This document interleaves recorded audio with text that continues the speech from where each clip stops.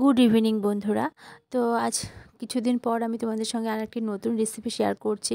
তো এটা কি নিয়েছি বুঝতেই পারছো, এটা নিয়েছি চালের গুঁড়ো, নিয়েছি 1 বাটি। এটা নতুন চালের গুঁড়ো। আর এখানে জল নিয়েছি আমি ওই বাটি মাপে 2 বাটি। তো 2 বাটির একটু কম নিয়েছি আমি। তো তোমাদের আটাটা যদি পুরনো চালের হয় তাহলে পুরনো চালের গুঁড়োর আটা হলে বা বাজার থেকে যেটা তোমরা কিনে আনো, এটার জন্য কিন্তু ঠিক ডাবলই জল দেবে। আর যদি নতুন গুঁড়ো হয় তাহলে ডাবল দেবে না। এই মানে যে বাটিতে মেপে আটা দেবে সেই বাটি মেপে 1.5 ভাগ জল দেবে, মানে 1 বাটি ফুল দেবে আর আরেকবার আর ওই বাটিরই হাফ বাটি জল দেবে, তাহলেই হয়ে যাবে।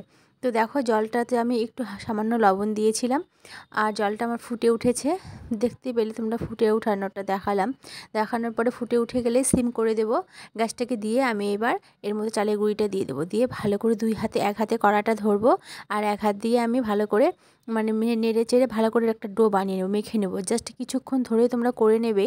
আটাটা যেন পুরোপুরি সেদ্ধ হয়ে যায়। তোমাদের আমি দেখালাম আটাটা পুরো সেদ্ধ হয়ে গেছে। এবার আমি আটাটাকে সিমটা অফ করে দেবো এবং ঢাকা দিয়ে রেখে দেবো। আমি কিছুক্ষণ একটু একা হাতে করছি, তো সেই জন্য মোবাইলটা রেখে আমি করেছি, তোমাদের ভালো মতো দেখানো হয়নি। তো এই দেখো ডোটা আমার হয়ে গেছে। কিছুক্ষণ পর বলতে প্রায় 10 মিনিট পর আমি ফিরে এসেছি। ওটা তুলে নিয়ে এবার ঢাকাটা তুলে নিলাম। নেওয়ার পরে দেখছি আমি এটা ঠান্ডা হয়ে গেছে। এবার এটাকে একটু গরম আছে, কিন্তু গরমে এটাকে ডো বানিয়ে নিতে হবে। তো এই রেসিপিটা যে ডো বানানো হয়ে গেছে, ডোগুলোকে আমি একটা কাপড় দিয়ে ঢেকে রেখে দেবো। তার কিছুক্ষণ পর আমি আবার রুটিটা বেলার জন্য চলে আসছি, তোমাদের দেখাচ্ছি, দাঁড়াও। তো এই রিকোয়েস্টটা আমি অনেক দিন থেকেই পাচ্ছি। আমার একটা ফ্রেন্ড বারবার বলে এই চালের গুঁড়ো রুটি একটু দিয়ে দিস না রে, দিয়ে দিস না রে। তো আজকে আমি দিয়ে দিলাম, ও দেখে নেবে, তোমরাও দেখে নেবে। তো এই যে দেখো আমি লিচি কেটে নিয়েছি। এবার ছোটো ছোটো করে এবার এভাবে আমি এগুলোকে আটা বেলে এভাবে রুটি বেলে নেব, যেভাবে তোমরা নর্মালভাবে রুটি বেলো সেইভাবে। তো আমি একটাই তোমাদের রুটি বেলা দেখালাম, কারণ আমার হাতে সময় নেই, এদিকে রাত্রি হয়ে যাচ্ছে।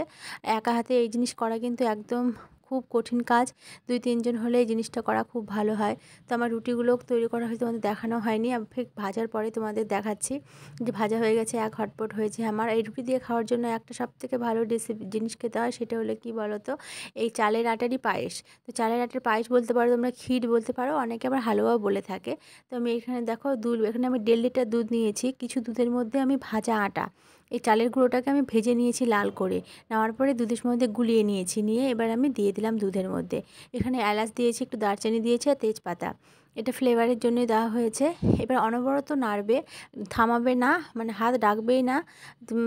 সিমটা বেশি করে দিয়েছি, এবার নেড়ে নেব। নিয়ে ঘন হয়ে গেলে এবার তোমরা এটাকে কমিয়ে দিয়ে কিছুক্ষণ পর পর নাড়লেও হবে, কিন্তু প্রথমত কখনোই থামাবে না, না হলে এগুলো দলা দলা দলা পেকে যায়।